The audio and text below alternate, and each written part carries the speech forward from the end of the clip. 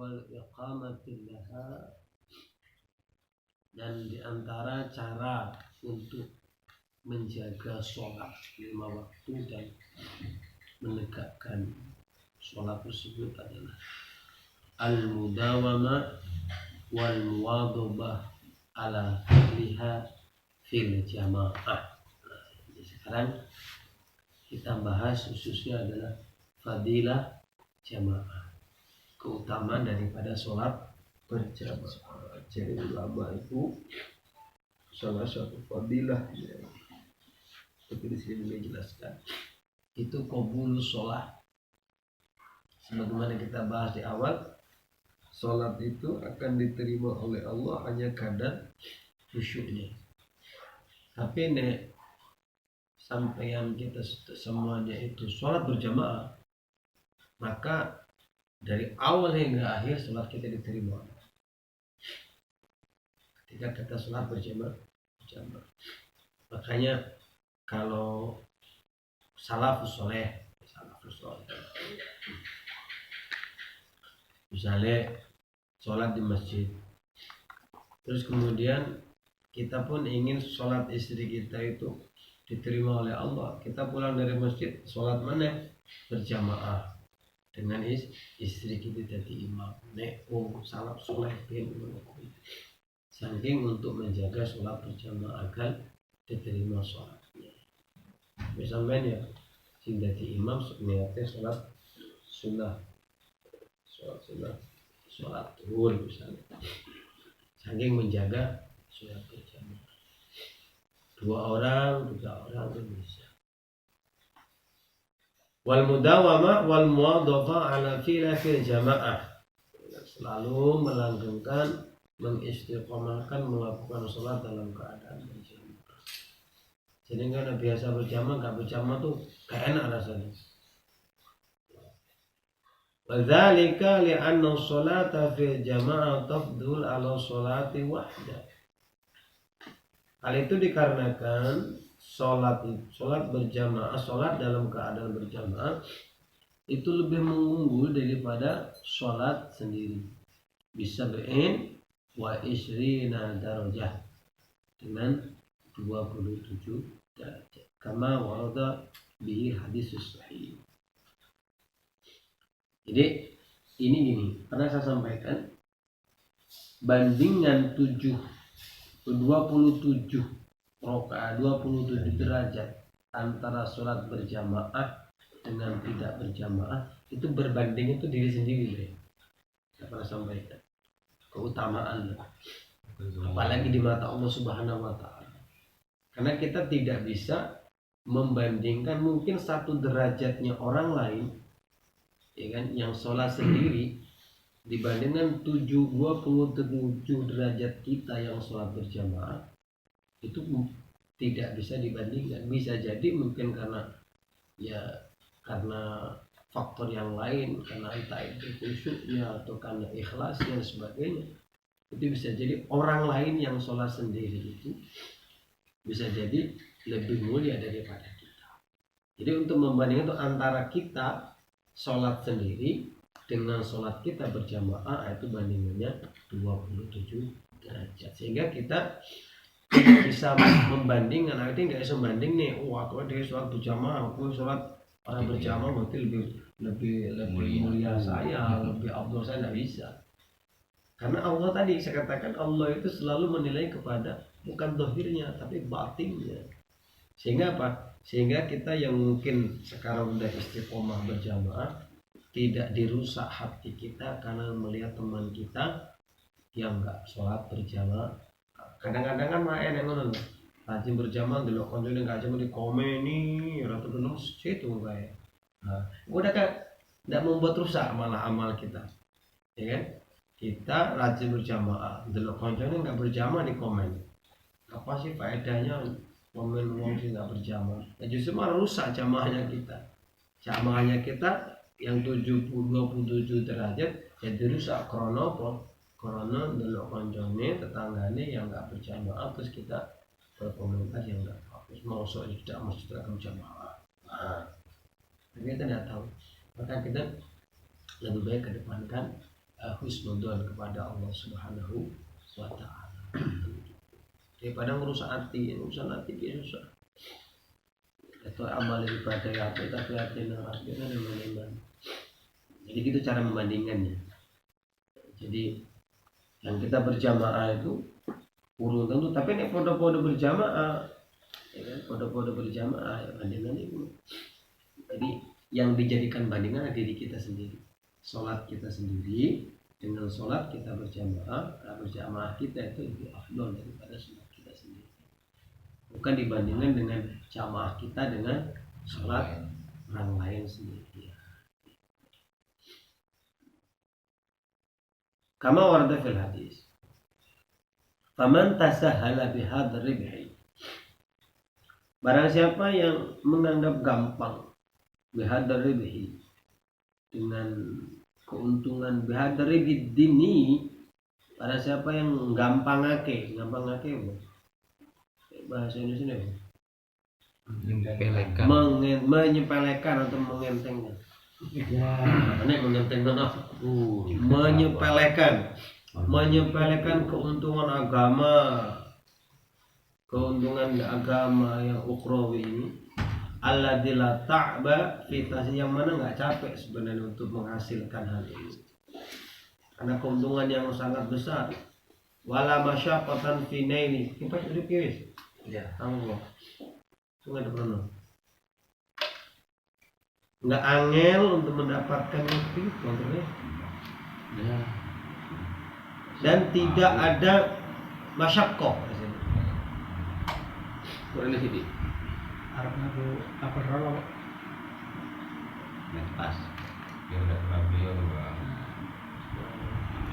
situ apa jadi apa guys sebetulnya rakyat. Jadi barang siapa yang apa tadi bu menyepelekan keuntungan yang sangat besar ini, yang mana sebenarnya untuk mendapatkan fadilah 27 rakaat 27 derajat itu tidak angel, nggak susah. Masjid akeh, ya toh. Ora iso sholat di masjid jamaah karo bojone. Makanya kalau kita lihat ulama-ulama, ya teman-teman kita pendaki-pendaki itu, dia walaupun nggak di masjid, dia berusaha sholat berjamaah walaupun 2 orang. Ya gitu aja. Jarang dia sholat di masjid kalau ceramah-ceramah, tapi dia tetap sholat berjamaah. Bawa teman sholatnya jamaah, walaupun di rumah. Jadi sholat berjamaah itu kan tidak harus di masjid, cuman memang sholat berjamaah di masjid lebih utama daripada sholat berjamaah di rumah. Tapi kalau ada niat tersendiri, Umar misalnya, wah niat ngajari bojone pengen sholat jamaah, lebih afdal lagi, karena ada nilai daripada tarbiyah tadi. Makanya tadi saya katakan jangan suudzon kepada orang yang nggak sholat di masjid. Bisa jadi dia sholat berjamaah dengan istrinya dan anak-anaknya. Nah, kenapa? Sholat berjamaah itu sendiri hukumnya kan fardhu kifayah, tidak harus didirikan di masjid. Itu udah. Jadi katanya misalnya gini, Syair putih, kalau kita kan jelas ya, Syair putih saya Nur Hidayah ini berarti kan jamaah dari mana? Satu jamaah udah kita batasin kan.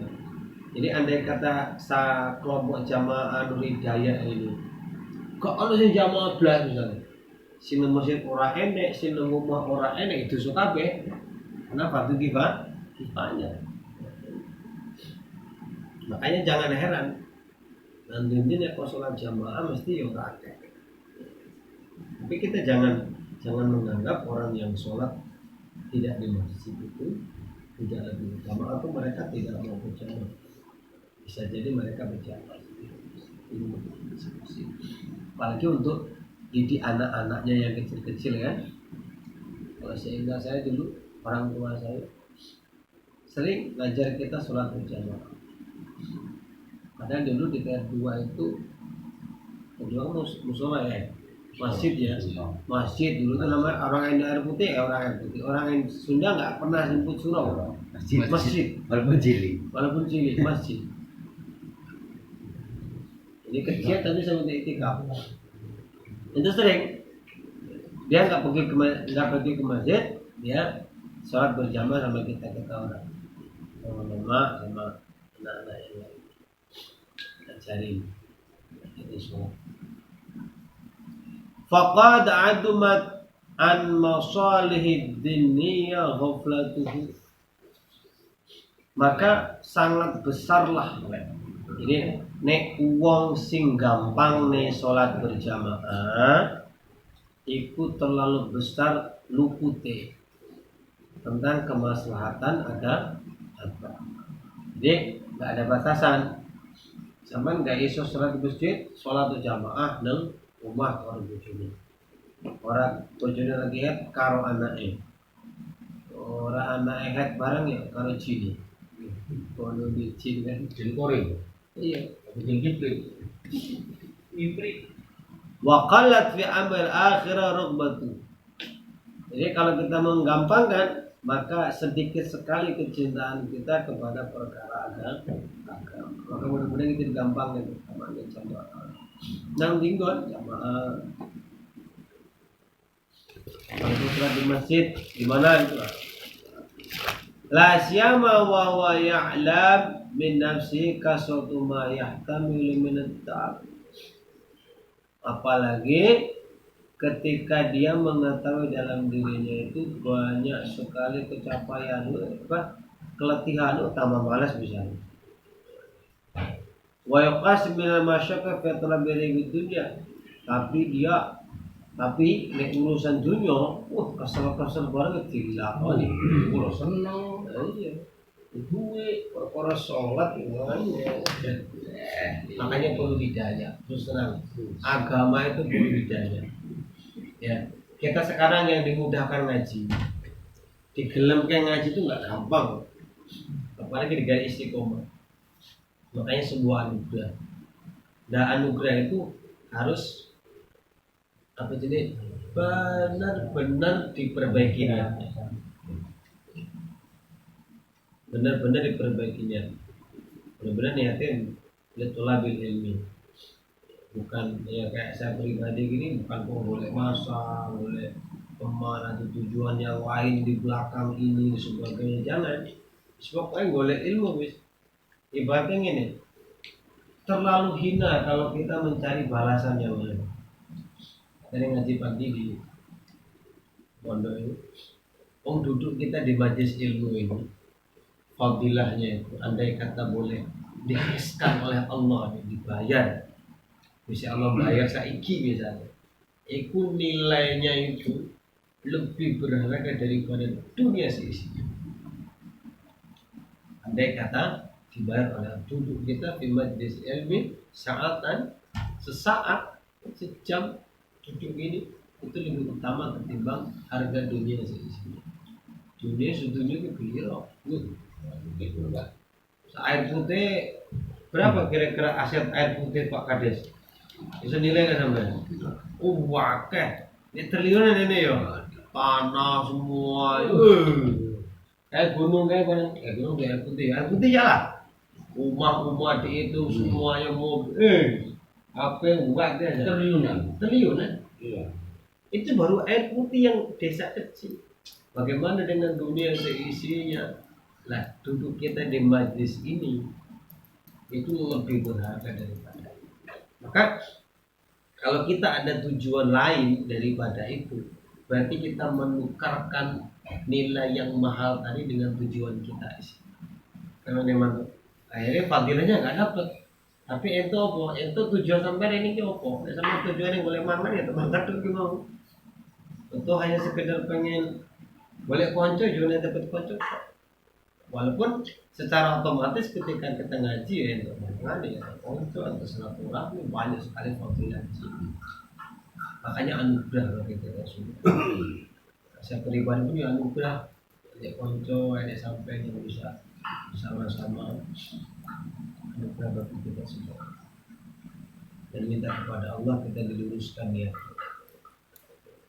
Bekal awak dhewe sih. Bekal awak dhewe urip. Wa idza ainene golek dunya sing abot dilakoni padahal keuntungan dunia yasirun haqirun. Kesel lakoni dunya. Enek gak wong kerja kesel-kesel muring kerja urusan dunia sedina sak miliar itu. Murahnya kan, Eh, murahnya.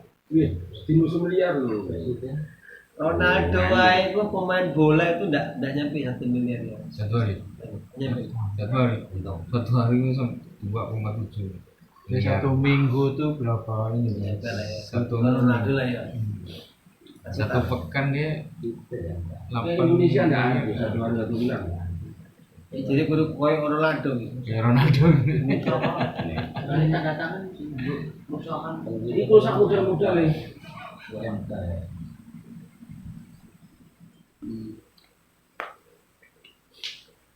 Wa idza hasalahu minhu syai'un nafitun bi ta'bin katsirin nas yata'alu.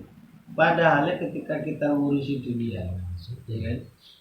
Ketika kita ngurus dunia dengan capek banget, terus dapat hasil sedikit, kayak capeknya hilang. Maksudnya kita bandingkan dengan keuntungan dapat dunia yang kecil itu, kita bisa mengorbankan pelatihan yang masya Allah untuk mendapatkan dunia. Itu bisa kita lupakan capek. Walaupun yang kita hasilkan yang kerja sedino cuma untuk seminggu. Ada nek sholat paling 15 yang boleh kesuwen ya. Mengambil Jamaah paling ya 10 menit. mana nih kok kayak jurus kilat. Nah, cepet meneh. Ini perlu hidayah asli. Hamba udah kasih kemudahan, ada kelompok pengen ibadah, ada kelompok pengen jamaah. Oh, itu kudu dijogo tenanan. Karena pas setan iki piye carane biar rasa jamaah meneh. Iki loro lah. Untung ya setan kita ini setan bujuk-bujuk. Andai kata setannya koyo semua nabi semua. Nabi sing Ayub ya. Sing sampai habis darah Ayub kan. Yang korengan. Angkorangan. Ya, Itu kan setannya kan emang setan sakti. Ayub itu. Iya Nabi Ayub itu. Orang suka itu. Ayub saya pernah kelamben. Ayub gak sakti. Udah.